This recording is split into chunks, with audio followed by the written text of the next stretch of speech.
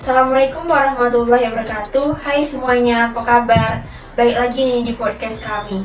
Nah, hari ini aku kedatangan narasumber nih yang keren banget. Namanya Intan. Hai Intan. Hai Ayu. Apa kabar? Baik.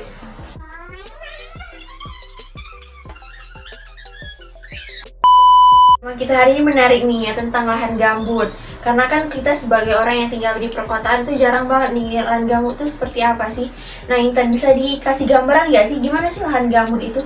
Kalau kita lihat secara langsung ya, dia itu lahan basah yang ada genangan airnya, lahan gambut itu. Oh, kalau gitu dari definisinya sendiri itu gimana kan?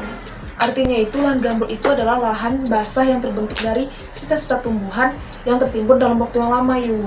Jadi pokoknya lahan gambut itu lahan basah gitu ya, yang ada airnya gitu ya Tan. Berarti kalau dari sisa-sisa tumbuhan dia tuh termasuk lahan yang subur ya. Soalnya kan aku pernah dengar nih kalau lahan gambut itu suka dijadiin lahan pertanian sama petani. Enggak juga sih, ada beberapa lahan gambut itu yang subur, ada yang enggak, tergantung dengan pengelolaannya. Nah, untuk yang petani itu memang benar, beberapa petani itu menggunakan lahan gambut untuk menanamin tanaman kayak padi, jagung, sama kedelai. Nah, kalau untuk fungsinya tuh gimana Tan? Lahan gambut tuh sebagai apa sih biasanya? Gini, kalau untuk fungsinya itu sendiri, dia itu untuk mencegah bencana alam, perubahan iklim, dan juga penunjang perekonomian masyarakat. Oh gitu, jadi menarik banget ya lahan gambut ini untuk dibahas. Iya. Nah kalau gitu apa sih Tan yang menyebabkan lahan gambut itu kurang subur?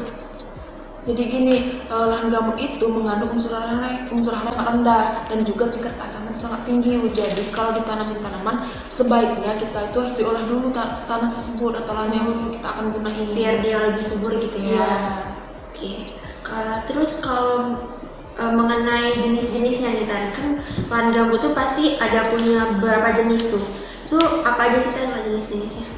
Lahan gambut itu dibedakan dalam beberapa golongan, banyak banget. Nah, salah satunya berdasarkan tingkat kesuburan. Yang pertama itu lahan gambut subur yang disebut dengan eutrofik. Yang kedua lahan gambut sedang yang disebut dengan mesotrofik.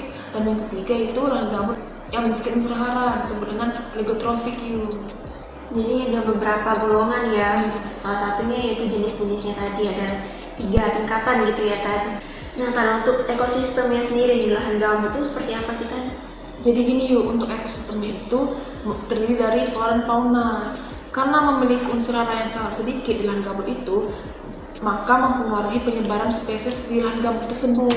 Nah untuk contoh flora dan faunanya itu apa aja Tan? Jadi untuk contoh floranya itu ada jelutung lawas sama pohon ramin dan masih banyak lagi.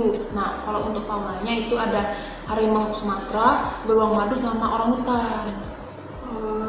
Nah Tan, kalau dari sisi negatifnya nih, pasti kan terjadi kerusakan-kerusakan di lahan gambut tuh. Kalau yang aku sering dengar tuh terjadi kebakaran tuh lumayan sering di lahan gambut itu. Itu benar nggak sih Tan? Dan penyebabnya apa? Bener hampir dipastikan setiap musim kemarau itu terjadi kebakaran di lahan gambut. Oh jadi setiap musim kemarau ya sering terjadi kebakaran? Iya, dari beberapa investigasi yang dilakukan, kebakaran hutan itu terjadi dikarenakan kegiatan manusia secara sengaja atau enggak. Nah selain itu, kekeringan parah dan pengeringan lahan gambut yang tidak mempertimbangkan sifat gambut, karena gambut yang telah dikeringkan itu tidak dapat lagi menyerap air dan jadi mudah terbakar. Oh, jadi penyebabnya juga terjadi oleh ulah manusia lah ya. Oke.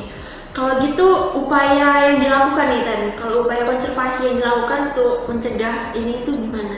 Nah, untuk upaya yang dilakukan yaitu penanaman tumbuhan untuk menghasilkan oksigen seperti menanam pohon sawit dan pohon sagu yang toleran tanpa drainase.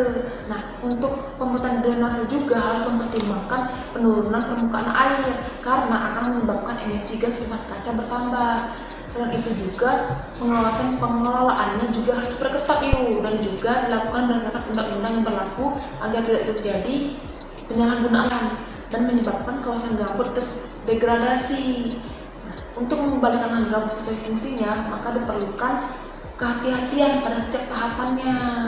Oh jadi secara singkatnya nih upaya-upaya yang dilakukan itu bisa dengan penanaman pohon karet dan pohon sagu gitu ya Tan. Nah keren banget nih pembicaraan kita hari ini mengenai lahan gambut. Kalau gitu makasih Intan hari ini udah menyempatkan hadir. Makasih juga Ayu. Sama-sama. Kalau gitu sampai jumpa di podcast selanjutnya. Dadah.